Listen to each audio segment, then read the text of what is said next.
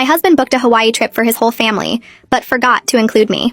I found out about the Hawaii trip by accident when my 8-year-old daughter Mia came running into the kitchen asking if she could bring her new swimsuit to Hawaii next month. I had no idea what she was talking about until she showed me the group text on her iPad that my husband Steve had included her in about the family vacation he was planning. There were flight confirmations for Steve, both our kids, his parents, his sister Rachel and her husband, even his brother who he hadn't talked to in 2 years. 7 tickets to Maui for 10 days. My name wasn't anywhere. When Steve got home, I asked about Hawaii and watched him turn white. He started stammering about how he thought he'd told me and it was just a miscommunication. Then he changed his story to say he was planning to tell me but wanted it to be a surprise. When I pointed out everyone else knew, he said he must have forgotten to add me when booking and he'd fix it right away. But when he called the airline, suddenly the flights were fully booked and he couldn't add another ticket. How convenient. His mom called the next day saying how sweet it was that I was letting Steve have special bonding time with the kids and his family. That's when I realized this was deliberate. Steve had told them I was choosing to stay home. Rachel texted asking if I was okay with her taking my spot in the family photos since I wouldn't be there. My husband had literally written me out of our family vacation. The truth came out when Mia mentioned that Daddy said Mommy needed a break from everyone and would enjoy the quiet house. Steve had been telling the kids for weeks that I was too tired for vacation and wanted them to have fun without me. He'd poisoned them against me before I even knew about the trip. When I confronted him again, he finally admitted he thought I'd been too negative lately, and the family deserved a fun trip without my mood bringing everyone down. My mood? I'd been working 60 hours a week at the insurance company while he'd been unemployed for 6 months playing video games. But sure, I was the problem. Fine. If Steve wanted a vacation without me, I'd make sure he got exactly that. First, I called my boss and put in for the same 10 days off. Told him I needed to handle some personal matters. Then I started planning my own trip. Not a vacation, though. Something much better. See, Steve seemed to forget that I handled all our finances since he couldn't even remember to pay his credit card on time. He also forgot that his parents' house, where they'd stay before flying out, was actually partially in my name since we'd co-signed to help them refinance. And he definitely forgot that I knew about his little gambling problem that he'd hidden from his family for years. The week before their trip, I started preparing. I canceled the hotel reservation in Maui and rebooked it for just 2 nights instead of 10. But I made sure the confirmation still showed 10 nights. I also called the car rental company and downsized their minivan to the smallest compact they had. 7 people's luggage in a Corolla would be interesting. Then I started the real fun. I withdrew our vacation savings, approximately $8,000, and put it in a separate account that only I could access. When Steve's card inevitably declined in Hawaii, he'd have to explain to his family why we suddenly had no money. But that wasn't enough. I wanted Steve to truly experience what it was like to be excluded. So I invited my sister Lisa to stay with me while everyone was gone. We planned our own staycation with spa days, wine tastings, and expensive dinners, all charged to the credit card Steve and I shared. Every charge would send him a notification while he was trying to enjoy his beach time. The day they left, I played the perfect wife. Helped pack, drove them to Steve's parents' house, kissed everyone goodbye. Steve actually looked relieved that I wasn't making a scene. His mom gave me a patronizing hug saying she hoped I'd enjoy my rest. 2 hours after their flight took off, I texted Steve a photo of me and Lisa at the 5-star steakhouse downtown with the caption, "Thanks for suggesting I take a break." Then I turned off my phone. According to Mia later, the Hawaii trip was a disaster from landing. The hotel check-in desk was chaos when they arrived. Steve stood there with his family crammed behind him, while the front desk clerk kept shaking her head and pointing at the computer screen. His voice came through my phone 3 hours after landing, shaky and stressed. The hotel only had them down for 2 nights, not 10, and every other place was completely booked because it was peak tourist season. I sat at the steakhouse with Lisa, my wine glass half empty, and listened to him explain the problem like I might somehow fix it. I told him that sounded really terrible, and I hoped he figured it out. Then I hung up and waved the waiter over to order the chocolate lava cake that cost $18. Lisa raised her eyebrows at me but didn't say anything. She just lifted her own wine glass and we clinked them together. The next morning we drove to the spa downtown, the fancy one I'd walked past 100 times but never went inside because it seemed too expensive. The receptionist handed us robes and slippers and showed us to the relaxation room where we waited for our appointments. I got the full package with a massage, facial, seaweed body wrap, and something called a hot stone treatment. Every service got charged to the credit card, and I knew Steve's phone would buzz with each notification. Lisa got the same treatments, and we spent 4 hours being pampered while soft music played and people brought us cucumber water and warm towels. I kept picturing Steve in Hawaii trying to explain to his parents why money was suddenly tight. The massage therapist worked on my shoulders, and I realized how tense I'd been carrying everything for months. When we finally left the spa, my skin felt soft and my muscles felt loose, and I'd spent more than our usual monthly grocery budget. I didn't feel guilty at all. Steve called again while Lisa and I were getting ready for dinner. His voice sounded different this time, higher and more frantic. His credit card got declined at a restaurant where they'd taken everyone for dinner. Theodore and Lillian had to cover the bill for all 7 people, and I could hear Lillian's sharp voice cutting through the background noise, demanding to know what was happening with our finances. Steve asked if something was wrong with the bank, if maybe there was fraud on our account. I let him talk himself in circles for a minute before I said the bank was fine and hung up. Lisa looked at me from across the hotel room where we were staying instead of at home, because why not make it a real vacation? She asked if I was sure about all this. I told her Steve was sure about leaving me out of a family trip and lying to our kids about it. He called 10 more times over the next few hours. I ignored the first 9. On the 10th call, I finally answered and kept my voice calm and steady. I explained that I'd moved our vacation savings into a separate account since he'd planned a vacation without including me in it. Steve started yelling immediately, his words tumbling over each other about how I was ruining everything and being vindictive and punishing the kids for something he did. I waited until he stopped to breathe and then reminded him that he told everyone I was too negative and needed a break from them. He told his own children that their mother didn't want to be with them. His parents thought I was choosing to stay home. He'd written an entire story about me without bothering to check if any of it was true. The line went quiet for a second, and then Steve hung up on me. My phone rang again 20 minutes later with a video call from Mia. Her face filled the screen, red and blotchy from crying. She was squeezed into a corner of what looked like a tiny hotel room with people moving around behind her. Caden kept hitting her arm trying to get into the camera frame, and she pushed him away while crying harder. Everyone was crammed into one room because that was all the hotel had available, and nobody was having fun, and Daddy kept fighting with Grandma about money, and why wasn't I there to make everything better? My chest hurt listening to her voice crack on the last words, but I made myself remember that Steve told her I was too tired to come, that I wanted them to have fun without me. He'd planted those ideas in her head for weeks before they left. This whole mess was his creation, not mine. I told Mia I loved her and I'd talk to her tomorrow, then ended the call before I could change my mind about any of this.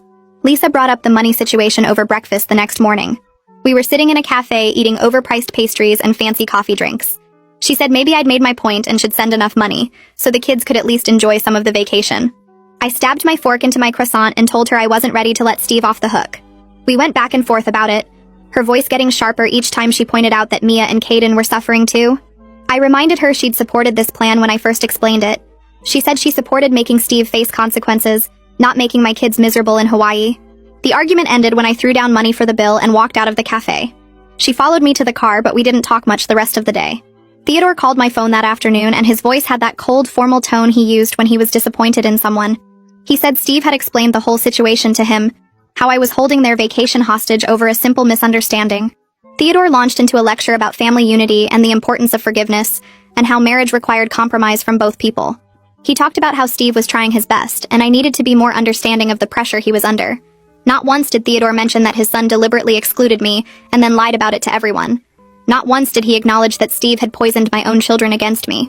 I listened to the whole speech and then told Theodore I needed to go and hung up while he was still talking. I pulled up our credit card statement online and scrolled through the charges from Hawaii.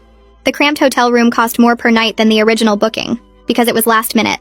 Restaurant meals for 7 people kept appearing with Theodore's and Lillian's names on the charges since Steve's card wouldn't work. 3 separate attempts to upgrade the rental car from the compact to something bigger, all declined. I pictured them trying to fit 7 people and all their luggage into that tiny car, driving around Maui with everyone crammed together and miserable. Part of me felt satisfied seeing the proof of Steve's disaster. Another part of me felt sick knowing my kids were part of that disaster. My phone buzzed with a long text message from Janelle. She called me selfish and cruel for ruining everyone's vacation, especially the kids' first trip to Hawaii. According to her, Steve was just trying to give his family a nice experience, and I was punishing everyone because of my control issues and negative attitude. She wrote 3 paragraphs about how I was being unreasonable and vindictive, how I was damaging my relationship with my children, how I was showing my true colors to the whole family. She ended by saying they all felt sorry for Steve having to deal with me. I read the message twice, my hands shaking harder each time. Lisa found me in the bathroom 10 minutes later, sitting on the floor with tears running down my face. She didn't say anything at first, just sat down next to me and pulled me against her shoulder. I told her hearing about how miserable my kids were in Hawaii hurt worse than I'd expected. She rubbed my back and said, Steve definitely deserved consequences for what he did, but maybe I needed to think about what I actually wanted from this whole situation. Did I want Steve to suffer? Or did I want my marriage and family to survive this? Because right now, I was getting the first thing but destroying any chance at the second. I sat on the bathroom floor until my legs got numb and my back hurt from leaning against the cold tile. Lisa helped me stand up and we went back to the living room where she made me drink a glass of water and eat some crackers even though I said I wasn't hungry. She asked if I wanted to talk about what I was feeling, and I told her I didn't know what I was feeling anymore. Mad at Steve, guilty about the kids, confused about whether I'd gone too far, worried that I'd broken something in my family that couldn't be fixed. My phone buzzed on the coffee table around midnight. I picked it up and saw a voice message from Steve that was 7 minutes long. Lisa watched me stare at the notification for a full minute before she asked if I was going to listen to it. I pressed play and put it on speaker. Steve's voice came through rough and tired like he'd been crying for hours. He said he was recording this at 2 a.m. Hawaii time, and everyone else was finally asleep in their cramped hotel room. He started by saying he was wrong about everything, and he'd been lying to himself about why he excluded me from the trip. The unemployment thing had destroyed him more than he'd admitted to anyone, including himself. He felt worthless and small, and like he was failing as a husband and father every single day. Planning the Hawaii trip with his parents' money and credit card points had been his way of trying to feel important again, like he could still provide something big and special for his family. But instead of including me and being honest about his feelings, he'd convinced himself I was the problem, and the family would be better off without my negativity bringing everyone down. He admitted he'd poisoned the kids against me by telling them I didn't want to come because I was tired of them. He said hearing Mia cry about how cramped and miserable everyone was had made him realize what he'd done to our family. He'd excluded his wife, lied to his parents and siblings, manipulated his own children, and ruined what should have been an amazing vacation because he was too proud and ashamed to admit he was struggling. His voice broke completely when he said he understood if I couldn't forgive him, and he deserved whatever I decided to do next. The message ended with him saying he loved me, and he was so sorry for everything. I sat there staring at my phone after the message finished. Lisa asked what I was thinking, and I told her I had no idea if Steve meant any of that, or if he was just panicking because the vacation was a disaster and his family was seeing him fall apart. She said that was a fair question, and I needed to figure out what I actually wanted before I responded to him. We stayed up until 3 a.m. talking about my marriage. I told her about the last 6 months of Steve being unemployed, and how I'd worked 60-hour weeks while he played video games and barely looked for jobs. I talked about how resentful I'd gotten doing everything while he did nothing, how I'd stopped telling him about my day because he never seemed interested, how we'd stopped having real conversations about anything important. Lisa listened and asked if I'd ever told Steve I was at my breaking point before all this happened. I realized I hadn't, because I'd been too busy being angry and working all the time to actually sit down and have an honest conversation with him. She pointed out that Steve excluding me was terrible, but I'd also checked out of the marriage months before without telling him how serious things had gotten. We'd both failed each other in different ways, and now we had to decide if we wanted to fix it or let it end. I fell asleep on the couch around 4 a.m. and woke up at 9 to 17 missed calls from Hawaii. 3 were from Steve, 2 from Theodore, 1 from Lillian, and the rest were from numbers I didn't recognize that I assumed were other family members calling to yell at me. I ignored all of them and made coffee while Lisa took a shower. My phone rang again at 10, and this time it was Lillian calling. I almost didn't answer, but something made me pick up. Lillian's voice sounded completely different from the cold, formal tone she'd used when she called me about giving Steve bonding time. She sounded exhausted and sad and older somehow. She said she needed to talk to me about what was really happening with the Hawaii trip. I braced myself for another lecture, but instead she said she'd been watching Steve completely fall apart over the past 2 days. She'd seen him crying in the bathroom, snapping at the kids, unable to sleep or eat or enjoy anything about the vacation. Yesterday he'd finally broken down and told her and Theodore the truth about why I wasn't there. He'd admitted he deliberately excluded me and lied to everyone about me choosing to stay home because I was negative and tired. He'd confessed to telling the kids I didn't want to come because I didn't love them enough. He'd explained about losing his job and feeling worthless and trying to prove he could still provide something by planning this trip without me. Lillian said she felt terrible for believing Steve's story about me being negative and needing space. She'd called me to say how sweet it was that I was giving Steve bonding time, when really I'd been completely excluded and lied about to my own children. She apologized for not questioning Steve's version of events, and said she should have known something was wrong when he seemed so relieved I wasn't making a scene at the airport. She asked if there was any way to fix this mess, or if Steve had destroyed our marriage completely. I told her I didn't know yet, and I needed time to figure out what I wanted. She said she understood, and she hoped we could work things out, because she could see how much Steve loved me, even though he'd made terrible choices. We hung up, and I felt even more confused than before. An hour later, my phone buzzed with a video call request from Steve's phone. I answered it and saw Mia's face filling the screen instead of Steve's. She was sitting on a beach towel with her hair wet and sandy, and she looked so small and sad that my chest hurt. Caden appeared next to her, and they both looked at me with these guilty, worried faces. Mia asked if I was mad at them for going to Hawaii without me.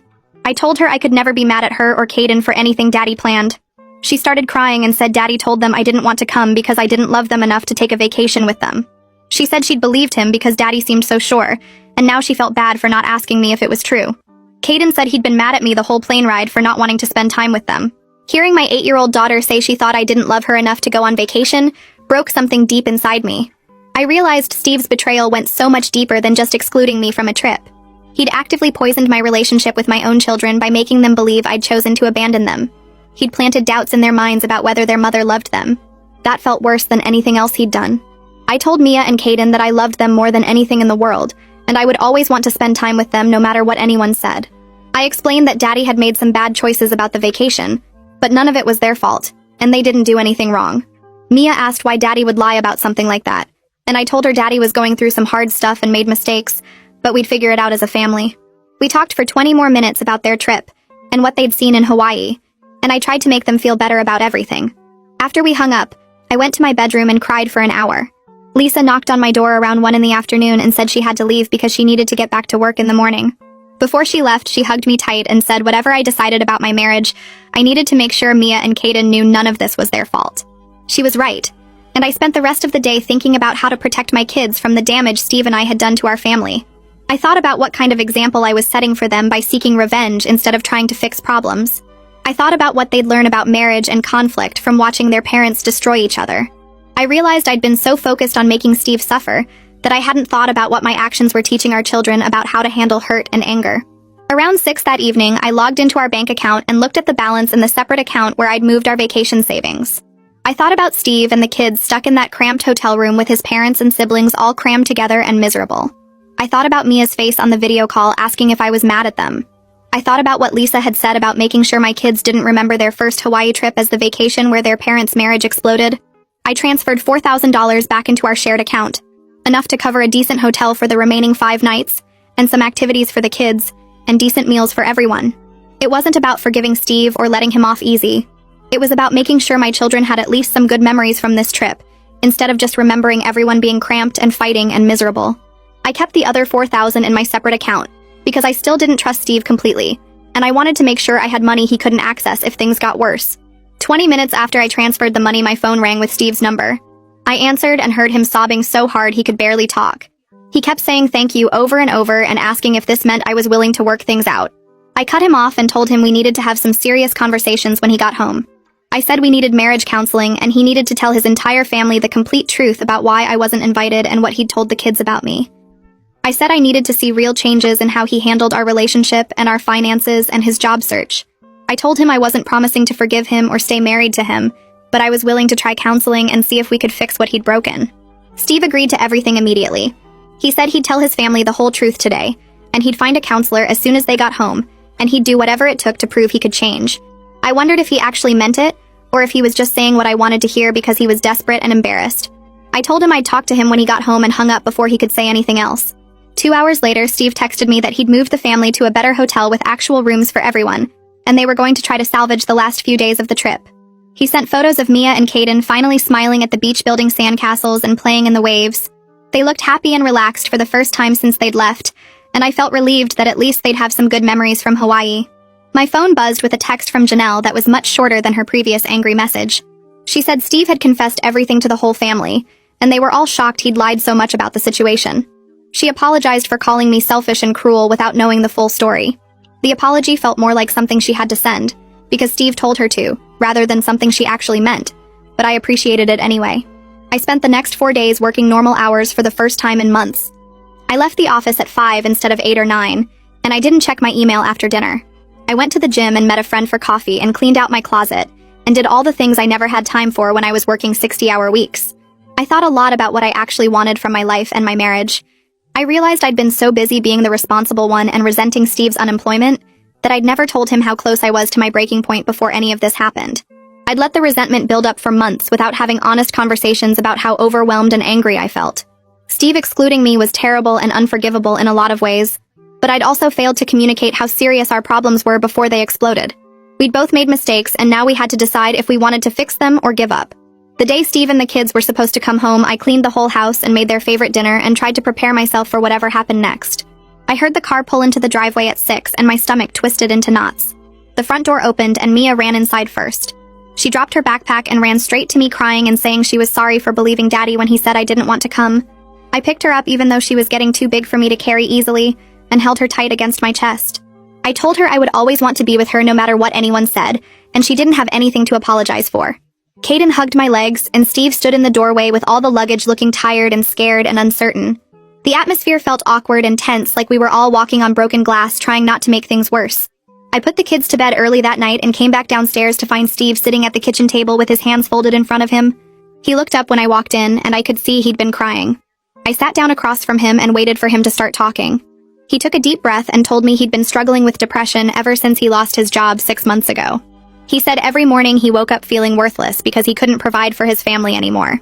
He explained that he'd been using credit card points he'd saved up for years, plus money his parents offered to contribute to plan the Hawaii trip, because he wanted to feel important again. He wanted to prove he could still do something big and meaningful for his family even though he wasn't working. I listened without interrupting while he talked about feeling like a failure every time I left for work, and he stayed home playing video games. He admitted the trip planning made him feel competent and necessary for the first time in months. Then he looked at me and said, excluding me was the worst thing he'd ever done to anyone. He said lying to the kids about why I wasn't coming was unforgivable, and he understood if I couldn't get past it. I told him I understood what it felt like to struggle and feel worthless, but that didn't excuse what he did to me. I said he excluded me from my own family and turned our children against me, and I didn't know if our marriage could survive that kind of betrayal. He nodded and said he'd do anything to fix this, but he knew it might be too late. We sat there in silence for a long time before I finally went upstairs to bed alone. The following week, we had our first marriage counseling appointment with a woman named Dr. Patterson who came highly recommended. I expected her to take my side immediately when I explained what Steve had done, but instead she asked us both hard questions about how we communicate and handle conflict. She pointed out that Steve's betrayal was massive and had caused real damage to our family, but my revenge had also hurt our kids. She said Mia and Caden spent days in Hawaii watching their parents' marriage fall apart in real time, and that wasn't fair to them. She asked me why I hadn't told Steve how overwhelmed and angry I was feeling before everything exploded. I admitted I'd been so focused on being the responsible one and keeping everything together that I never actually said how close I was to my breaking point. Dr. Patterson told Steve he needed to take responsibility for his depression and job loss instead of hiding from it through elaborate vacation planning. She told me I needed to communicate my needs clearly instead of letting resentment build up until I wanted revenge. By the end of the session, we were both exhausted and neither of us felt vindicated. Dr. Patterson scheduled us for weekly appointments and told us we had a lot of work to do if we wanted to save our marriage. 2 weeks later, Steve got a call from a company where he'd interviewed 4 months ago. They were offering him a position with good pay and benefits starting in 2 weeks. He hung up the phone and just stared at me like he couldn't believe it was real. I could see he was nervous about whether I'd believe he was actually changing, or if I thought this was just another temporary fix. Honestly, I wasn't sure what I believed yet. The job offer was great news, but it didn't erase what happened in Hawaii, or fix the broken trust between us. I told him I was glad he'd be working again and contributing financially, but we still had months of counseling ahead of us.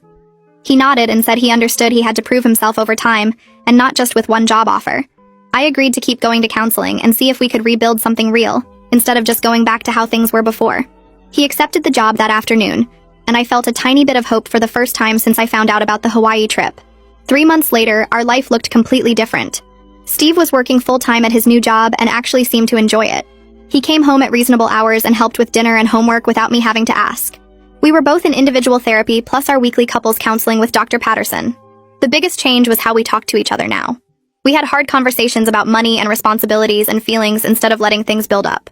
We sat down with Mia and Caden and explained in ways they could understand that Mommy and Daddy had both made mistakes and hurt each other, but we were working to fix it. Mia asked if we were getting divorced, and I told her honestly that we were trying very hard not to.